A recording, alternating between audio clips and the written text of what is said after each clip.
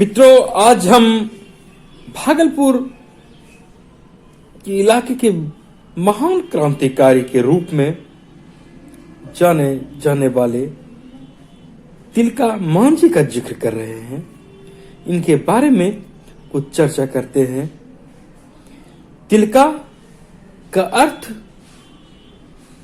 लाल आंख और गुस्सैल आंख से लोगों ने लगाया, और मांझी उस समय समुदाय के प्रधान को कहा जाता था, और इस रूप में तत्कालीन समय में तिलका मांझी का वर्णन किया गया। तिलका मांझी का जन्म 11 फरवरी 1750 ईस्वी को हुई थी और मृत्यु 13 जनवरी 1785 ईस्वी को। महज 35 वर्ष की उम्र ये जिए, लेकिन जब तक जिए, विशेषकर 1771 से 1784 तक अंग्रेज के लिए आफत बनकर रहे, अंग्रेज से लड़ते रहे, अंग्रेज की नजर में आतंकवादी और राजद्रोही के रूप में नजर रहे। लेकिन देशवासियों की नजर में, अपने समुदाय के लोगों की नजर में वे क्रांतिकारी थे, योद्धा थे, वीर पुरुष थे। और आज 272वीं जयंती तिलका मांझी का भागलपुर क्षेत्र में मनाया जा रहा है। न केवल भागलपुर में बल्कि देश भर में प्रथम स्वतंत्रता सेनानी के रूप में माने जाने वाले तिलका मांझी को आज याद किया जा रहा है। यह अलग बात है कि इतिहास में उन्हें जो स्थान, जो सम्मान मिलना चाहिए, वह उन्हें नहीं मिल सका। अंग्रेज से न केवल वे लड़े, बल्कि अपने समुदाय के सम्मान के लिए लड़े। आदिवासी समुदायों में आज भी उन्हें बहुत ही सम्मान के साथ देखा जाता है। संथाल लोगों में उन पर श्रद्धा भी है और उन्हें संथाली माना जाता है।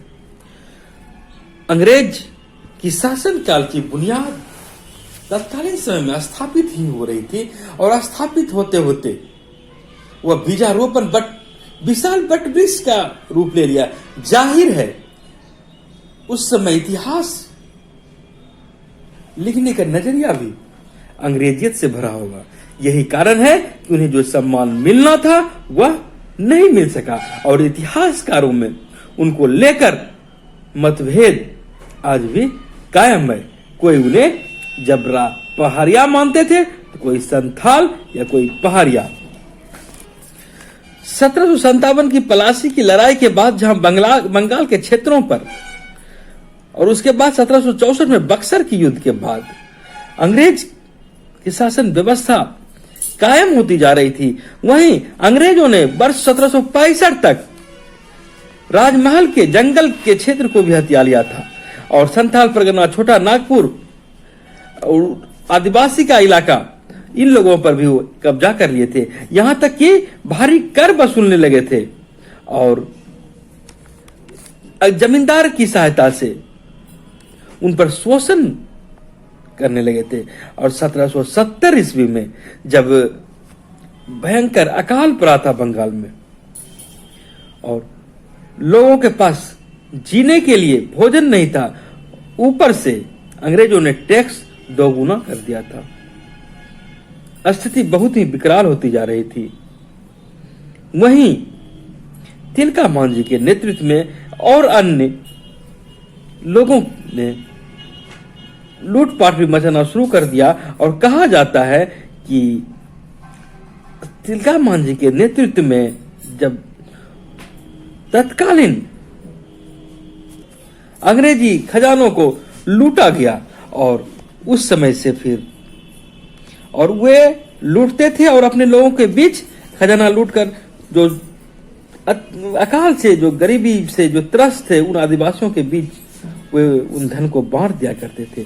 और आपको पता है कि वॉरेन हेस्टिंग्स ने उनके विद्रोह को कुचलने के लिए भारी संख्या में हजारों की सैनिकों के रूप में उन्हें भेजा, और तिलका मांझी को वे लोग पकड़ नहीं सके और दोनों में लड़ाई भी लड़ी गई। और कहा जाता है कि जब पहाड़िया तिलका मांझी का नाम दिया गया तो वे गुरिल्ला युद्ध में उनकी सेनाएं माहिर थी। वे लोग, गुरिल्ला युद्ध होता है जो छिप कर वार करता है, पता नहीं चलता है सामने से, और इसमें वे माहिर थे। 1779 में भागलपुर के कलेक्टर बनकर आए थे क्लीवलैंड, और भागलपुर, मुंगेर, राजमहल आदि एरिया का जो है कलेक्टर ऑफ रेवेन्यू बनाकर उन्हें भेजा गया था। और वहां पर उन्होंने आदिवासी समुदाय में फूट डालने के जबरदस्त प्रयास किए और तिलका मांझी को यह बात समझ आ गई थी। उन्होंने सरदार के रूप में इसे स्वीकार नहीं किया और कहा जाता है कि 30 नवंबर 1783 की बात थी। तिलका मांझी के तीर से छिपकर उन्होंने वार किया, तीर चलाया और क्लीवलैंड को जा लगा। क्लीवलैंड रास्ते इंग्लैंड लौटने लगे और रास्ते में ही उनकी मृत्यु हो गई।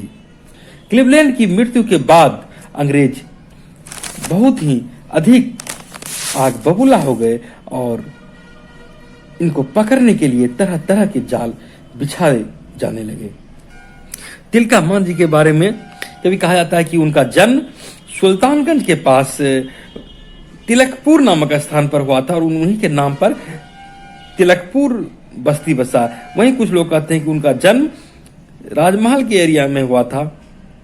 सच्चाई क्या है, इसे प्रामाणिकता के अभाव में कुछ नहीं कहा जा सकता। कुछ लोग सुल्तानगंज के पास तिलकपुर मानते हैं, तो कुछ लोगों का कहना है कि तिलकपुर से उन्हें पकड़ा गया था, इसीलिए वह जगह का नाम तिलकपुर पड़ा। वहीं कुछ लोगों का कहना है कि तिलकपुर में ही उनका जन्म हुआ था। पिता का नाम सुंदर मांझी था और माता का नाम सोमी था।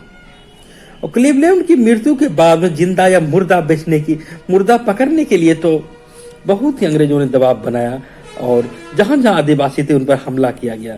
कहा जाता है कि ये अपने सुल्तानगंज से जो है चले गए थे और राजमहल के एरिया में चले गए, और लेकिन वहां जहां गए तो अंग्रेजों को पता चल गया था, जैसे कि इन्हीं के कोई लोग मुखबिर के रूप में अंग्रेजों को सूचना दे दिया कि ये वहां है। उनको चारों ओर से घेर लिया गया था, किसी को आना जाना बंद कर दिया था। लॉकडाउन की जैसी स्थिति आज देखते हैं, ये स्थिति उस समय वहां की गई थी। उस एरिया में जाना आना बंद कर दिया गया था और अंततः इनको पकड़ लिया गया। और कहा जाता है कि इसको 4 घोड़ों से बांधकर मीलों तक घसीटा गया। 12 जनवरी 1785 को इन्हें पकड़ लिया गया था और 13 जनवरी 1785 का वह काला दिन था जिस दिन की इन्हें घसीटे जाने के बाद भी ये जीवित थे और विशाल वटवृक्ष के सामने उसी पेड़ पर इन्हें फांसी दे दिया गया। कहा जाता है कि यह बहुत भी विचित्र बात थी कि मीलों घसीटे जाने के बाद भी ये न केवल जीवित थे बल्कि उसी क्रोध में तप रहे थे जो ये संपन्न परिस्थिति में दिखते थे। और अंग्रेजों के विरुद्ध इनकी लड़ाई को इतिहासकारों ने भुला दिया। प्रथम शहीद के रूप में इन्हें अंग्रेज से लड़ने का गौरव प्राप्त हुआ और जबरा पहाड़िया के रूप में उपन्यासकार महाश्वेता देवी ने सालगिरह डाके में इनका जिक्र किया है, तो हुल पहाड़िया उपन्यास के लेखक राकेश कुमार सिंह ने भी इनका जिक्र किया है। तिलका मांझी के नाम पर जो चीज होनी चाहिए नहीं हो सकी, ये बहुत ही दुर्भाग्य की बात रही कि आजादी के बाद भी इन्हें भुला दिया गया और तिलका मांझी का क्षेत्र रहते हुए कुछ इनके लिए किया नहीं जा सका। 1991 ईस्वी में, बहुत दिन के बाद 1991 ईस्वी में भागलपुर विश्वविद्यालय का नाम बदलकर तिलका मांझी भागलपुर विश्वविद्यालय भागलपुर कर दिया गया। उनके सम्मान में विश्वविद्यालय में तिलका मांझी शब्द जोड़ा गया। यह उनके प्रति श्रद्धा व्यक्त करने का एक अच्छा तरीका कहा जाएगा, लेकिन इसके पहले भी इन्हें वह सम्मान मिलना चाहिए था। और भागलपुर में ही तिलका मांझी चौक है। कहा जाता है कि इसी चौक पर विशाल वटवृक्ष के तले इन्हें फांसी दे दी गई थी हजारों लोगों के सामने, ताकि दहशत में कोई अंग्रेज का खिलाफ नहीं कर सके। अंग्रेजों से लड़ाई की जब जब बात आएगी, तिलका मांझी का नाम अग्रणी स्थानों में गिना जाएगा, अंकित किया जाएगा। आयर कोट की सेना ने इन्हें पकड़कर भले ही फांसी दे दी हो, लेकिन आजादी के पहले भी और आजादी के बाद भी इस देशवासियों के हृदय में वे हमेशा जीवित रहेंगे। लोगों के नजर में, न केवल आदिवासी समुदाय के लोगों के नजर में, बल्कि समस्त देशवासियों की नजर में वे सम्मान की दृष्टि से प्रथम स्वतंत्रता सेनानी के रूप में गिने जाएंगे, देखे जाएंगे, माने जाएंगे और लोगों की नजर में श्रद्धा के पात्र ये हमेशा बने रहेंगे। धन्यवाद।